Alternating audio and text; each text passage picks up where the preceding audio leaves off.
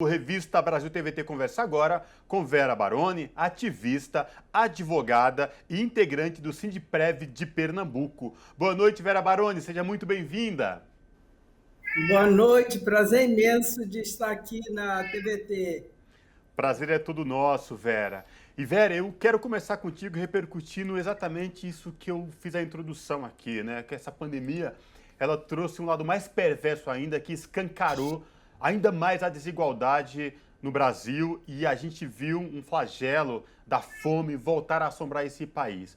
Se não fossem iniciativas de pessoas, entidades, ONGs, muitas famílias não teriam o que comer, não teriam como sobreviver. Como que você avalia todo esse momento, Vera? A primeira coisa que eu quero dizer é que essa pandemia colocou no centro do debate político o racismo histórico que nosso povo, desde a raptura, do sequestro, da travessia transatlântica, vive nesse país. Hoje, nós temos, por exemplo, a informação de que a pandemia tem atingido mais pessoas negras. A vacinação tem vacinado menos pessoas negras. O desemprego, a fome, né, a falta de oportunidades tem nos atingido mais. E isso nós podemos traduzir em uma palavra, que é o racismo estrutural, que foi implantado nesse país desde o século XVI e que até hoje está presente nas instituições, nas relações sociais, né, na falta de oportunidade econômica, social, política, ambiental, até epistemológica. Então, é isso, escancarou, né, o racismo que nós vivemos nesse país. Falando nisso, queria saber sobre essa questão de racismo, preconceito, enfim, que a gente sabe que geralmente acaba sendo movimentado ou alimentado pelas elites. Gostaria de saber o que a senhora acha, ou achou, melhor dizendo, da lei do prefeito de Curitiba, o Rafael Greca, estipulando uma multa para quem doasse alimentos, comida, enfim, alimentação para pessoas em situação de rua. Vamos lembrar que essa iniciativa que aconteceu esses dias acabou ficando conhecida, mas não foi a primeira. Em outros tempos, na própria cidade de São Paulo já houve manifestações e mobilizações nesse sentido de punir a pessoa que está justamente fazendo esse cordão de solidariedade de doação. O que a senhora acha, Vera? Se nós vivêssemos num país que fosse um país onde a justiça fosse respeitada, certamente esse prefeito teria que ter perdido seu mandato e ele teria que ser preso, porque a responsabilidade primeira de cuidar dos cidadãos e cidadãs desse país é do poder público. Para isso, cada um de nós, ao comprar um grão de feijão, nós estamos destinando recursos para o Estado brasileiro para que ele cuide daqueles que têm mais necessidade. Né? Então, o que a gente observa hoje é que é a sociedade que tem, de forma fraterna, né, buscado, né, minorar, mitigar aquelas que são as necessidades básicas, essenciais da população, que é o poder se alimentar. Ô Vera, E sobre... eu digo isso... Por favor, pode Pois não. continuar. Não, eu digo isso a partir de uma experiência que nós tivemos aqui em Recife. Eu sou Iabacé, de um terreiro de candomblé, do terreiro Ileobá Ganju Coloiá, que é o terreiro de Mãe Amara, de Nação Nagô, um terreiro que está vivo desde 1945, e nós fundamos, juntamente com outras mulheres uma rede de mulheres de terreiro. Em 2007, olhando como a sociedade nos tratava, nós definimos fazer valer a nossa identidade de mulher de terreiro. E nós constituímos essa rede que até hoje vem empoderando as mulheres de terreiro, dialogando com outras organizações da sociedade civil, inclusive com o movimento sindical, para que nós possamos, então, ter respeitado a nossa identidade. E nós, assim que a pandemia eclodiu, nós verificamos que muitas pessoas de nossos terreiros estavam passando uma situação de penúria muito grande. E nós tínhamos um projeto em curso de construção de hortas orgânicas nos terreiros. E esse projeto foi transformado em cestas básicas. E esse projeto ele foi feito junto com uma organização da sociedade civil que trabalha com a agroecologia.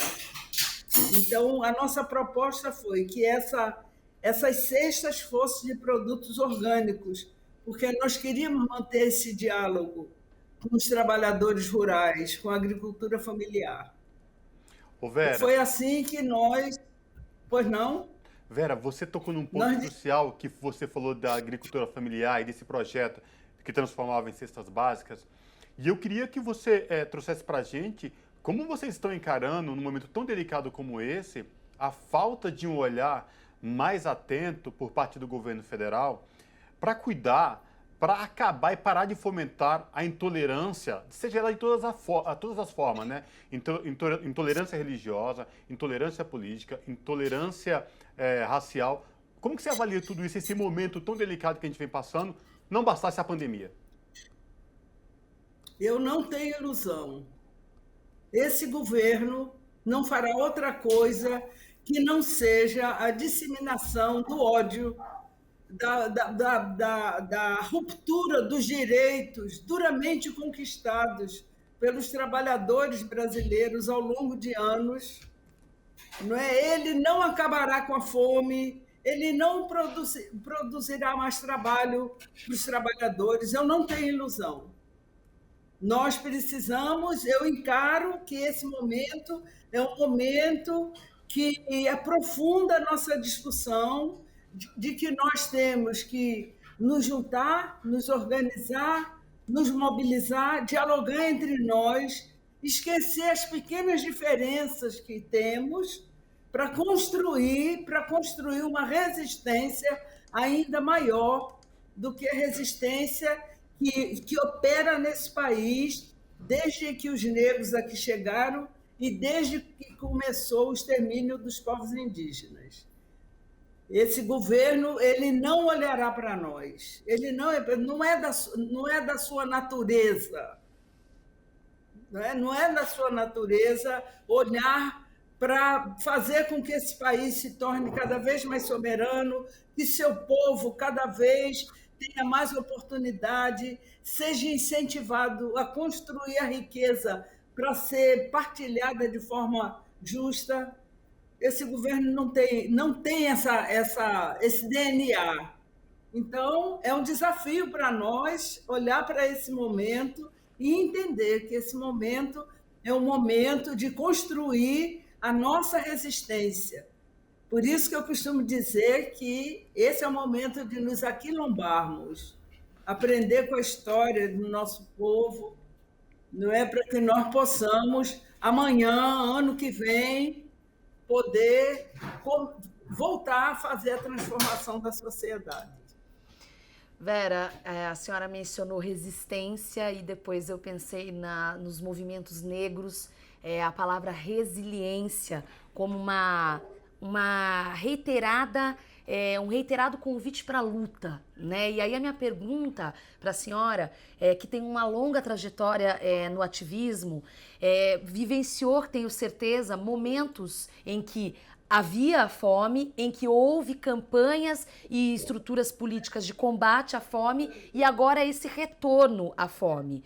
Quando a senhora menciona desafios, queria trazer um pouco para a prática. Qual, na sua leitura, são os principais desafios da resistência?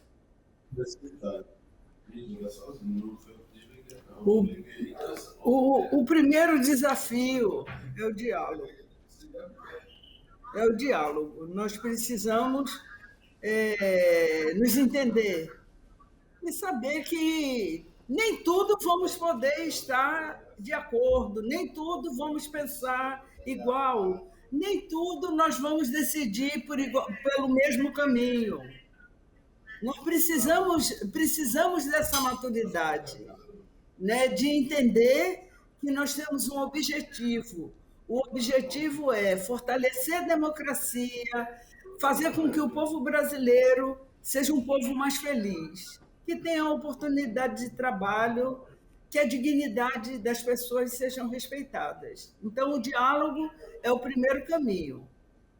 Depois, nós temos que acertar como votar. Nós temos que acertar o voto. Porque hoje nós sabemos que é possível diminuir e até eliminar a fome do nosso país. É possível. Os trabalhadores rurais produzem alimentos e nós temos terra suficiente para plantar alimento para todo o povo brasileiro. Então, precisamos nos entender, precisamos construir caminhos comuns para que nós possamos, então, resistir e derrubar, não é, essa violência, não é, que vivemos há tanto tempo na história e, especialmente, nesses últimos tempos da nossa fraquíssima democracia, para que nosso povo tenha condição de viver com dignidade. Vera, e se a gente é capaz de dialogar, a gente encontra os caminhos, encontra... Vera, nós chegamos nesse momento tão delicado, né? A minha pergunta para a senhora vai no seguinte sentido. Nesse momento tão crucial, a solidariedade entre os pares se faz ainda mais necessária? Muito mais necessário.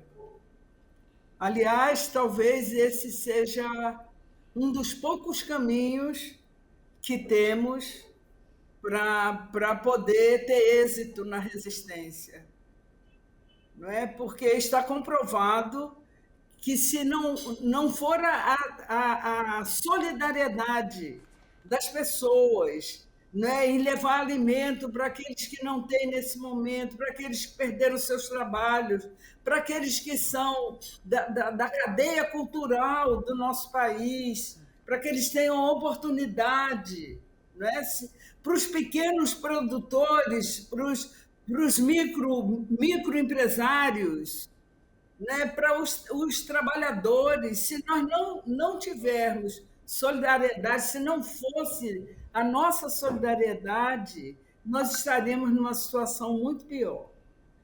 Eu acho que o povo brasileiro, mesmo nesse momento de dor, mesmo nesse momento de quase 350 mil pessoas que perderam suas vidas, certamente a maioria não perderia suas vidas se tivéssemos políticas públicas, né, adequadas, se tivesse uma direção nesse país.